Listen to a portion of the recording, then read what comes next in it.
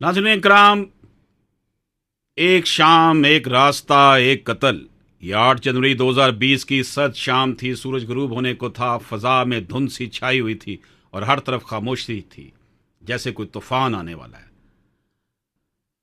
बाजार से जामे मस्जिद मस्तियां वाला की तरफ जा रहा था। कौन कौन जा रहे थे जनाब? एक शख्स जिसका नाम मोहम्मद वज़ीर, एक बाप अपने दो वाकफकारों महबूब आजम और जावेद इकबाल के हमरा अदाली बाजार से जामिया मस्जिद मस्तियां वाला की तरफ जा रहा था।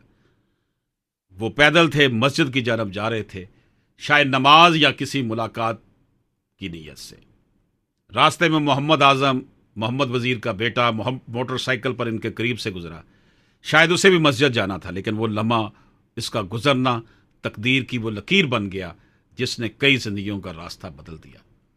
जब लोग वो जो थे मस्जिद के अकब में गली से गुजर रहे थे, 3 साए अंधेरे में से निकले। इनके हाथों में पिस्तौल चमक रहे थे।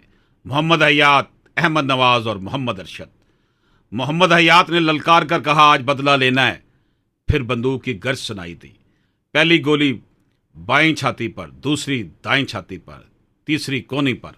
मोहम्मद आजम चीख मार कर जमीन पर गिरा। खून बहने लगा, लेकिन मौत ने अभी हाथ नहीं डाला था। तब मोहम्मद अरशद ने फायर की। गोली सीधी पेट के ऊपर वाले हिस्से पर लगी। फिर अहमद नवाज ने भी एक गोली चलाई। ये मोहम्मद आजम के दाएं कूल्हे में पेवस्त हुई। मोहम्मद आजम का जिस्म लहू से भीग चुका था। तीनों मुसल्ला अफराद हथियारों को हवा में लहराते हुए जनूबी गली में गायब हो गए। मोहम्मद आजम की सांसों का सिलसिला टूट चुका था। उसका वजूद इस दुनिया में आखिरी बार लर्ज चुका था। इस कत्ल का पस मंजर भी एक खूनी कहानी था। 16 फरवरी 2019 को मोहम्मद आजम के बेटे उमर आजम पर इल्ज़ाम था कि उसने मोहम्मद हयात को गोली मारकर जख्मी कर दिया था। इस वाक़े पर मुकदमा दर्ज हुआ था, अदालत में चलान हुआ था। यही पुरानी दुश्मनी पुलिस के बकौल मोहम्मद आजम के कत्ल की बुनियाद बनी। ये यानी मोटिव ये था। मोहम्मद हयात ने इंतकाम की आग बुझाने के लिए बेटे का बदला बाप से लिया। लेकिन क्या वाकई यही सच था, या एक नया खेल था, या कोई नई साजिश थी? कत्ल की इतला पुलिस को दी गई। सब इंस्पेक्टर गुलाम कासम मौका पर पहुंचा। जाए वकुआ से मकतूल के कपड़े, खून के नशरात, मोटरसाइकिल, लाश और 6 गोलियों के खाली खौल इकट्ठे कर लिए गए। शाम 7:05 पर FIR दर्ज की गई, जिसमें तीनों मुल्जमान को नामजद किया गया। लेकिन यहाँ पर भी एक खला था। सब इंस्पेक्टर के मुताबिक वो 5:30 पर मौका पर पहुंच गया था, मगर बयान 6:30 पर लिया गया। 1 घंटे की ये खामोशी शक की जड़ बन गई। बादशाह मोहम्मद अरशद और मोहम्मद हयात 9 फरवरी को गिरफ्तार हुए। मोहम्मद अरशद से एक पिस्तौल और 2 गोलियां बरामद की गई, जो लेबॉर्ट्री को भेजी गई। रिपोर्ट के मुताबिक जाए वकुआ से मिली गोलियां और पिस्तौल आपस में मैच हो गए। लेकिन क्या वाकई ऐसा था?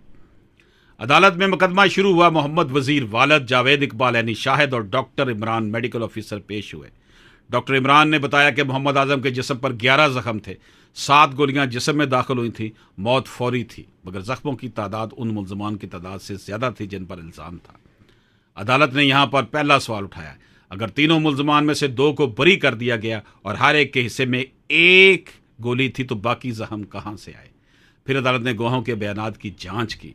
मोहम्मद वजीर ने कहा वो मस्जिद जा रहा था, मगर वक्त नमाज का ना था। जावेद इकबाल का घर जाए कुआ से आधा किलोमीटर दूर था, और उसने भी कोई वजह नहीं बताई कि वो वहां क्यों मौजूद था। दिलचस्प बात यह थी कि लाश की शनाख्त भी इन दोनों गवाहों ने नहीं की, बल्कि रब नवाज और मोहम्मद बशीर ने शनाख्त की। अदालत ने कहा, अगर ये दोनों वाकया के गवाह थे तो उन्होंने लाश क्यों नहीं पहचानी? क्या वो वाकई वहां पर मौजूद थे? मोहम्मद अरशद के वकील ने अदालत को बताया कि असल कातल असद अब्बास है, जो तिवाना खानदान की दुश्मनी की बिना पर कत्ल की वारदात के लिए किराए पर लाया गया। असद अब्बास ने खुद अदालत में बतौर दफाई गवाह आकर कहा, मैंने मोहम्मद आजम को कत्ल किया क्योंकि इसके बेटे ने मेरे दोस्त मुनीर टवाना पर फायरिंग की थी। ये मौक़िफ़ ना सिर्फ अदालत में बोला गया, बल्कि पुलिस को गिरफ्तारी के वक्त मोहम्मद अरशद ने भी यही बयान दिया था। पुलिस ऑफिसर गुलाम कासम ने भी इसकी तस्दीक की। अदालत ने अपने फैसले में दर्ज झेल नकात बयान किए। गवाहों की मौजूदगी मशकूक है। पोस्टमार्टम में बयानात में तजाद है। गोलियों के खौल का रिकॉर्ड झूठा लगता है। इनका जिक्र इंक्वायरी रिपोर्ट में नहीं। बरामद पिस्तौल से मुतल्लक जो रिपोर्ट आई है, गोलियां तो मैच हुई, मगर लाग बुक और तहवील में तजादात हैं। मुकदमा की कहानी मनसूबाबंदी का शिकार लगती है। असद अब्बास का बयान एक नया पहलू खोलता है। अदालत ने कानून का सुनहरी असूल दोहराया, अगर मुकदमे में ज़रा सा भी शक हो तो उसका फ़ायदा मुलज़म को जाएगा। मोहम्मद अरशद को शक का फ़ायदा देकर बरी कर दिया गया, सजाए मौत मनसूख कर दी गई और फौरी रिहाई का हुक्म दिया गया। मोहम्मद हयात और अहमद नवाज की बरियत बरकरार रखी गई क्योंकि इनके खिलाफ कोई वाज़ेह सबूत नहीं था। अदालत ने कहा, एक बेगुनाह को सजा देने की बजाय 10 मुजरमों को छोड़ देना बेहतर है।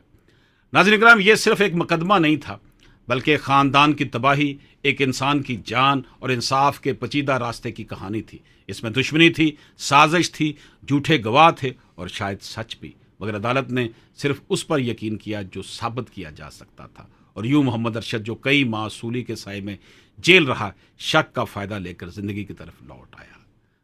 अशरफ आसमी एडवोकेट को इजाज़त दीजिए। अल्लाह हाफिज़।